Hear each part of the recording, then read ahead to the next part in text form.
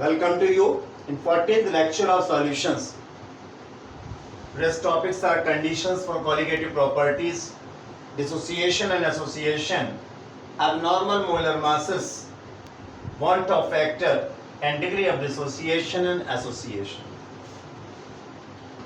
हम लोगों ने colligative properties वर्ड पढ़ रखा है. You know colligative properties are those properties which depends upon the number of particles present in the solution. That's are called colligative properties. The examples are relative lowering in vapor pressure,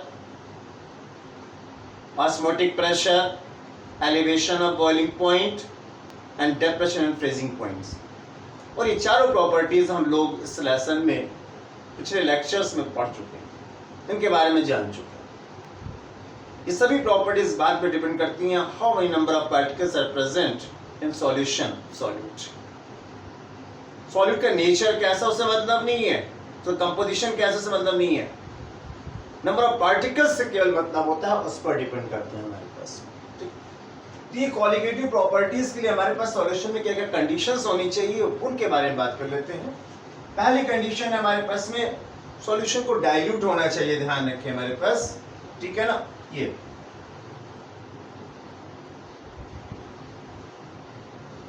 solution should be dilute, क्योंकि dilute solution में जो particles होते हैं वो अच्छी तरह freely movement करते हैं. और दूसरी बात क्या होनी चाहिए वो देख लेते हैं हमारे पास में कि जो सॉल्यूट है उसका सॉल्यूशन में डिसोसिएशन या एसोसिएशन नहीं होना चाहिए. ठीक,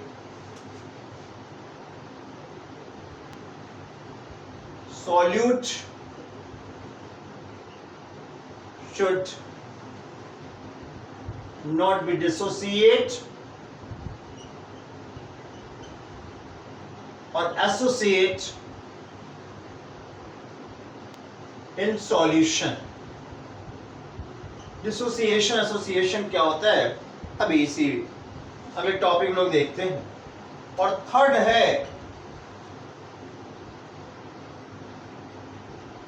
solute should be chemically inactive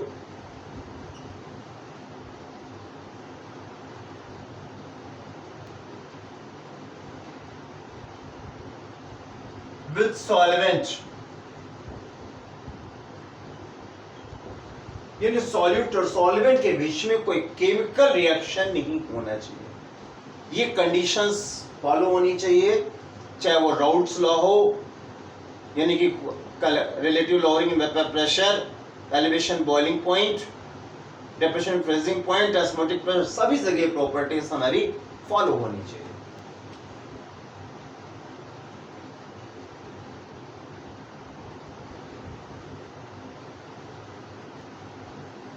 अब का वर्ड आया है dissociation association.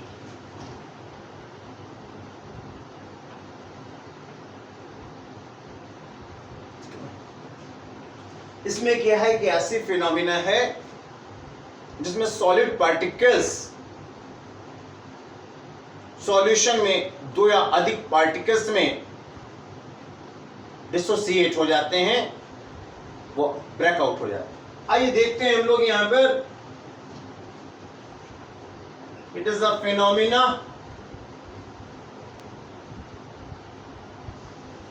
In which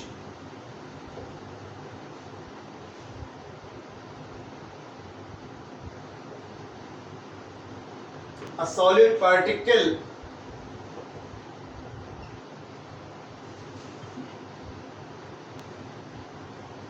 is broken into two or more particles in solution. It is a reversible process. Example, all electrolytes dissociate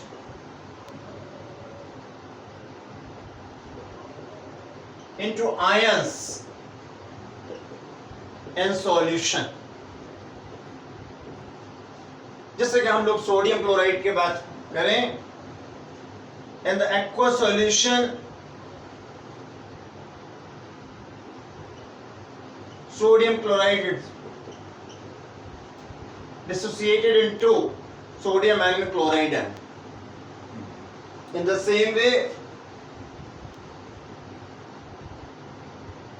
calcium chloride is dissociated into one calcium ion and two chloride ions. NaCl produces two particles in dissociation, and calcium chloride produces three particles, one of calcium and two of chloride ions.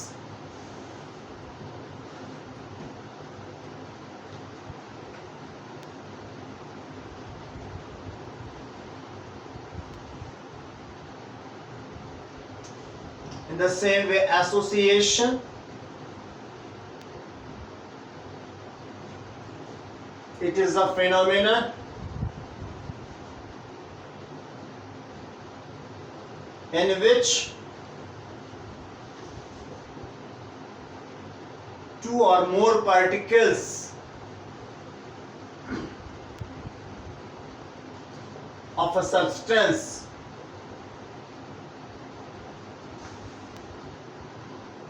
combine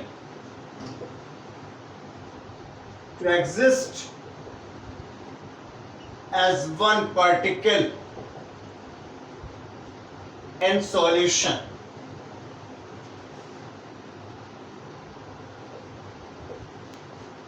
dissociation में जहाँ number of particles बढ़ जाएंगे, वही association में number of particles decrease कर जाएंगे. Example, in benzene,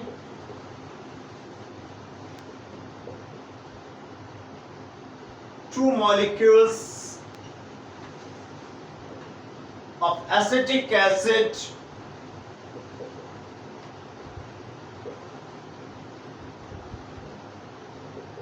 combine to form its dimer. You know formula of acetic acid is this is CS3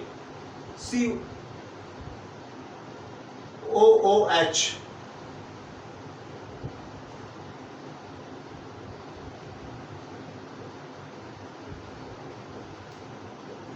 CS3COH, that is CS3, ये होता है फॉर्मूला. जब इसको हम लोग बेंजीन में डिसॉल्व करते हैं, उस समय देखें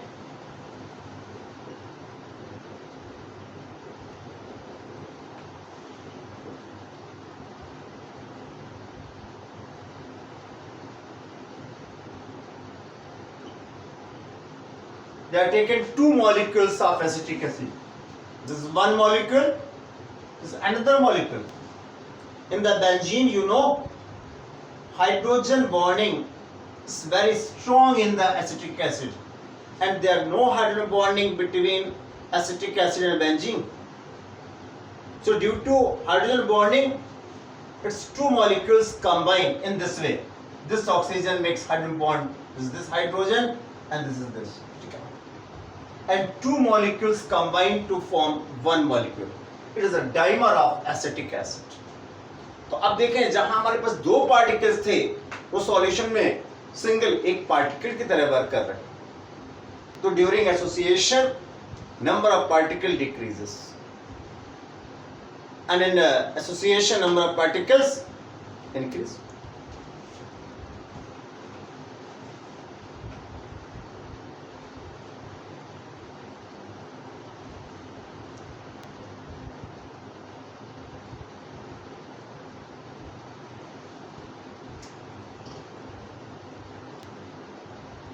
Another word, normal and abnormal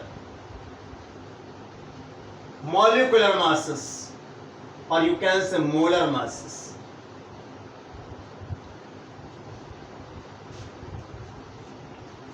जो कैलकुलेटेड जो एक्चुअल मास होता है किसी कंपाउंड का उसे कहते हैं हम लोग नॉर्मल मास। और किसी सॉल्यूशन में सब्सटेंस का जो मॉलिक्यूल जो मोलर मास ऑब्जर्व होता है, जो एक्सपेरिमेंटल वैल्यू होती है, उसे कहते हैं एबनॉर्मल। यदि डिसोसिएशन एसोसिएशन नहीं हो रहा है तो both will be same, but during dissociation association molar mass of a substance is changed and that is called abnormal molar mass.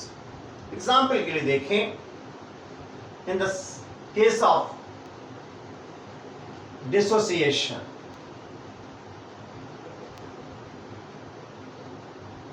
हम पोटेशियम क्लोराइड की बात करते हैं, you find its molar mass. For potassium 39 plus 35.5, it gives 74.5 unit. And when it is dissolved in water, then you know it gives 2 particles. So for 1 particle of potassium chloride, calculated value of molar mass is 74.5 unit. It is a normal molar mass. But in case of solution, it gives 2 particles. अब यहाँ 2 particles बन गए हैं, यहाँ 1 मोल particle था, वहां 2 मोल particles हो गए। Now, molar mass for 1 particle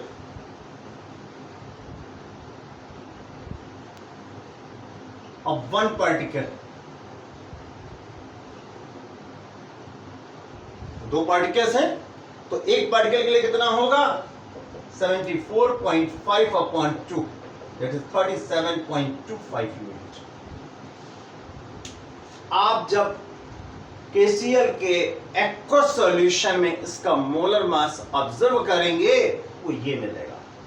हम लोग पढ़ चुके हैं पीछे फॉर्मूले, relative lowering in vapour pressure, वहां से भी हम लोग मॉलिक्यूलर मास डिटरमाइन कर सकते हैं। Elevation of boiling point, depression in freezing point and osmotic pressure, सभी जगहों पर सभी के फॉर्मूले आप देखते हैं मोलर मास ऑफ सॉल्यूट आ रहा है और सभी से हम लोग उसका मोलर मास फाइंड आउट कर सकते हैं। In the case of dissociation, KCl का अब मॉलिक्यूलर मास ऑस्मोटिक प्रेशर के थ्रू या एलिवेशन ऑफ बॉइलिंग पॉइंट के थ्रू आप फाइंड आउट करेंगे तो ये आता है। यदि हम लोग ये मान लें कि KCl is completely ionized, that is called observed और abnormal molar mass of KCl। और आप देखते हैं कि जो कैलकुलेटेड वैल्यू है हमारी वो ये आनी चाहिए। क्लियर? इन एसोसिएशन जैसे कि हम लोगों ने देखा acetic acid, 2 molecules in benzene combine to form dimer of acetic acid. अब यहां पर आप देखें 2 मोल्स के लिए, 1 मोल के लिए हमारे पास में कितना आएगा मॉलिक्यूलर वेट, इसका फाइंड करिए आप। कार्बन के 12H के लिए 1, O के लिए 16H के लिए 1 लेकर के 60 आ रहा है। ठीक है, 1 पार्टिकल के लिए, 2 पार्टिकल्स के लिए कितना हो जाएगा फॉर 2 पार्टिकल्स, ठीक है ना। ये जो है फॉर 1 पार्टिकल, और 2 पार्टिकल्स के लिए कितना आएगा हमारे पास में 120 यूनिट फॉर 2 पार्टिकल्स। और जब आप यहां ऑस्मोटिक प्रेशर के थ्रू इसका मोलर मास आप फाइंड करेंगे तो 1 पार्टिकल के लिए 60 नहीं आएगा, 120 आएगा, because combination of 2 particles behaves as a single particle and they are 120. तो कैलकुलेटेड वैल्यू मोलर मास की कितनी है? 60 है। और यहां आपकी जो ऑब्जर्व होगी, ठीक, जो ऑब्जर्व हो रही है वैल्यू वो आपकी 120 आ रही है। आप देखें डिसोसिएशन में मॉलिक्यूलर मास आपका जो है अपनी कैलकुलेटेड वैल्यू से कम हो जाता है और एसोसिएशन में बढ़ता है। तो यहां पर डिसोसिएशन एसोसिएशन का डायरेक्ट असर पड़ रहा है मॉलिक्यूलर मास पर। क्लियर? अब यहां पे जो ये एबनॉर्मल और मोलर आपके नॉर्मल मासेस हैं, इनके रेशियो पर एक नया वर्ड हमारे पास है और वह one top factor.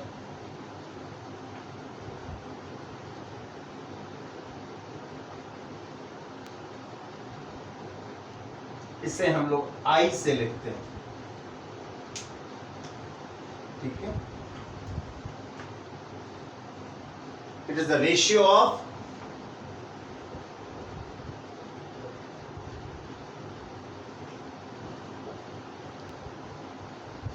normal molar mass to abnormal molar mass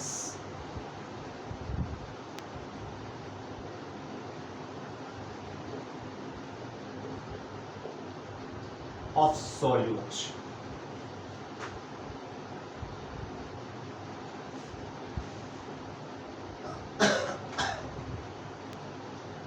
और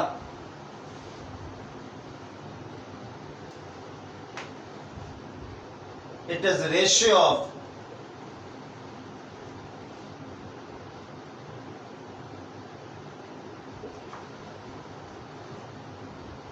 abnormal means observed value है,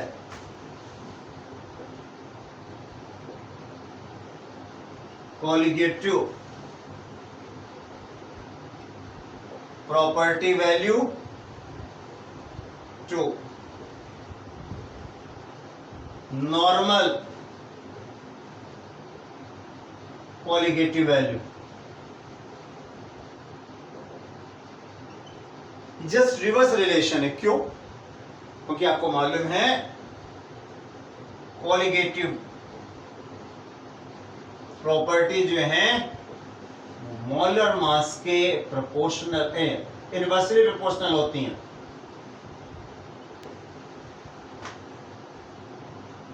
जैसे कि आपने पढ़ा हुआ है रिलेटिव लोअरिंग में प्रेशर जो है ये value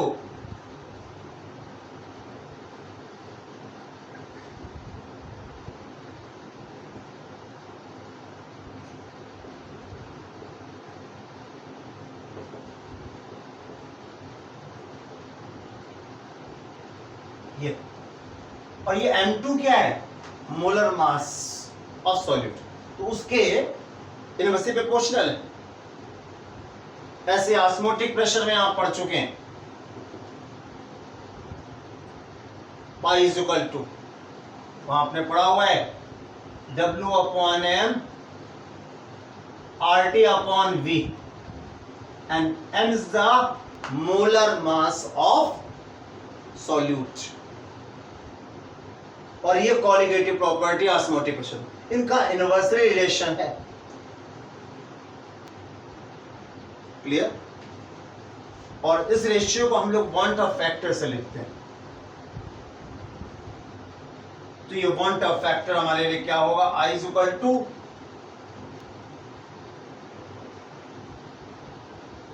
normal molar mass upon observed molar mass, या कॉलिगेटिव प्रॉपर्टीज का इनवर्स रिलेशन होता है। तो वैल्यू ऑफ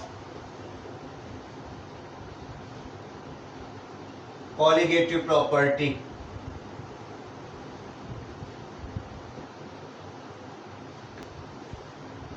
बल्कि ये ऑब्जर्व्ड वैल्यू होगी और ये नॉर्मल वैल्यू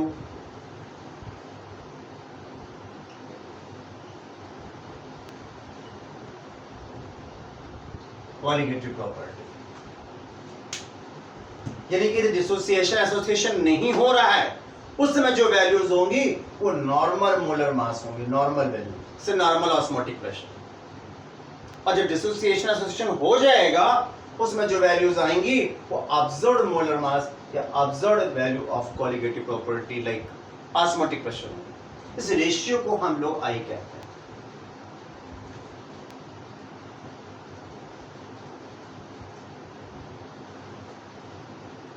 यहां ध्यान रखेंगे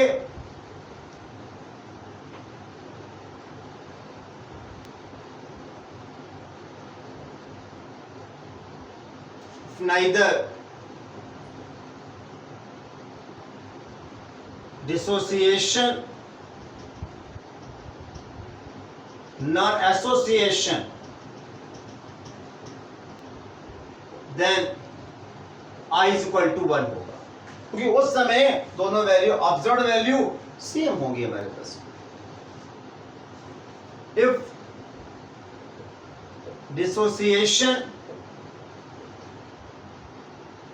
अकर्स, तो डिसोसिएशन में आपको मालूम है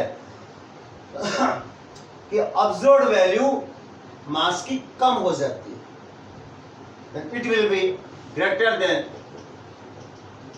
आई की वैल्यू 1 से ज्यादा होगी। और इफ एसोसिएशन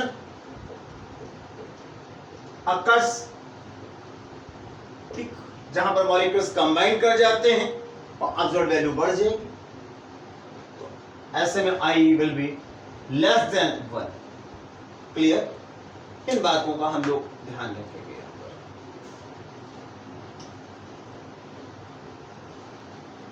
अब ध्यान रखें for strong electrolytes,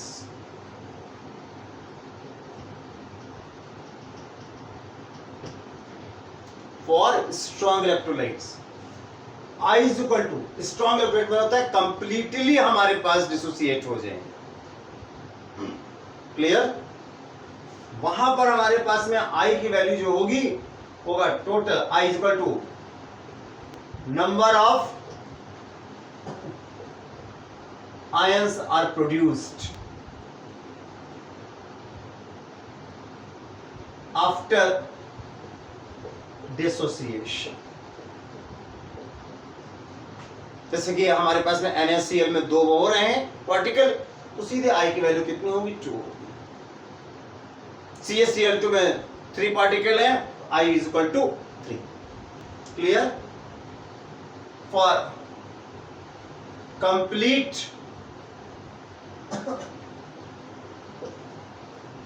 association I की वैल्यू जो है जितने पार्टिकल एसोसिएट हो रहे हैं उनकी वे इक्वल होगी। Number of particles combine after dissociation, कितने पार्टिकल एसोसिएट हो रहे हैं उस पर डिपेंड करेगा हमारे पास। क्लियर?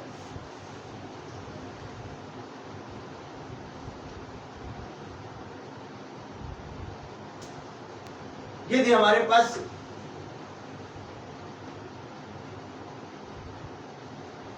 डिसोसिएशन या एसोसिएशन हो रहा है उस समय जो भी कॉलिगेटिव प्रॉपर्टीज उनके फॉर्मूले क्या होंगे आइए देखते हैं।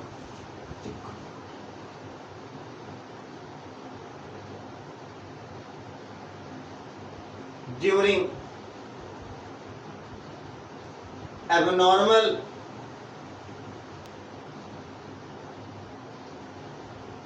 कंडीशन, ध्यान रखें जो पहला फॉर्मूला था relative in lowering vapour pressure, हम लोगों ने पढ़ा था। ये क्या था आपका? इक्वल टू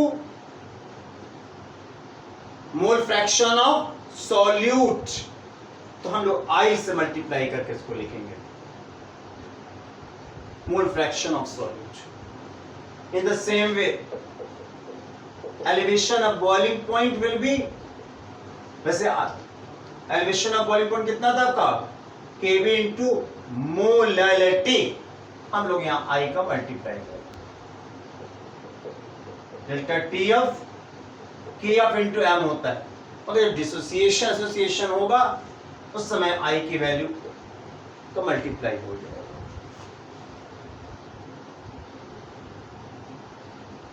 और यहां पर ऑस्मोटिक प्रेशर में हम लोगों ने पढ़ा CRT था, यहां पर I का मल्टीप्लाई हो जाएगा। Clear?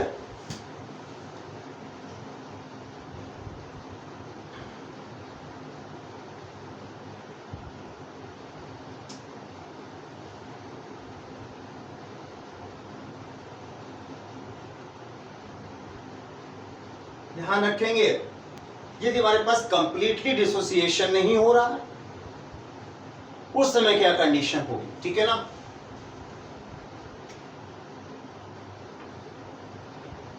If dissociation is not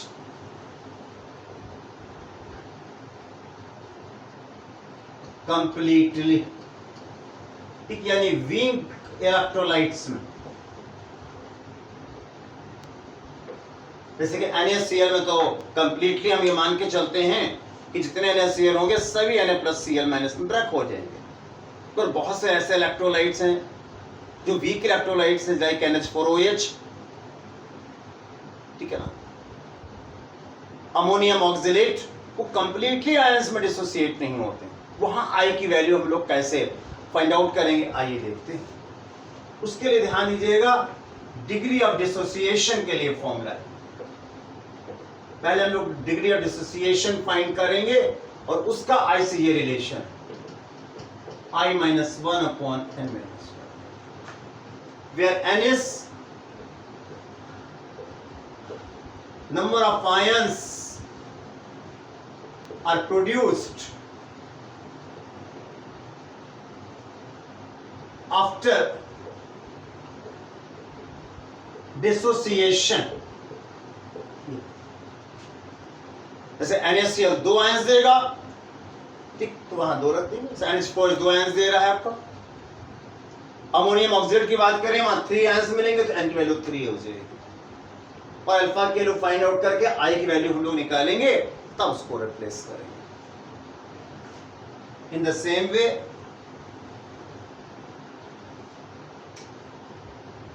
if association is not completely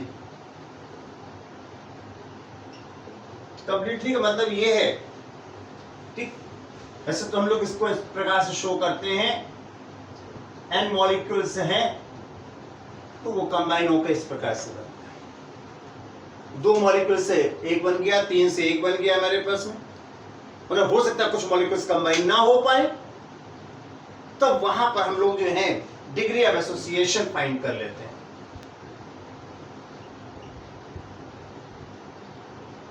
और उसको फाइंड करके हम लोग बॉन्ड ऑफ फैक्टर फाइंड करते हैं, उसकी वैल्यू होती है 1/n-1, और यहां पर n क्या है, ठीक, बल्कि इसको हम लोग स्मॉल m से लिख देते हैं ताकि दोनों में डिफरेंस बना रहे। and small m is number of particles associated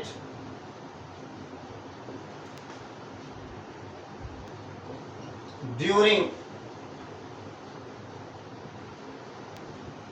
association। Clear? ये बॉन्ड ऑफ फैक्टर के बारे में है, ठीक है। अब इसके बाद ये चैप्टर आपका यहां से फिनिश है। नेक्स्ट वीडियो में आपकी एनसीईआरटी बुक में जो इन-टेक्स्ट क्वेश्चंस हैं उनके कुछ सॉल्यूशंस में हम लोग डिस्कस करेंगे। तो समय जब बीच बीच में मिलेगा तो और भी क्वेश्चंस को डिस्कस करते रहेंगे और किसी नए चैप्टर की शुरुआत करेंगे। ओके।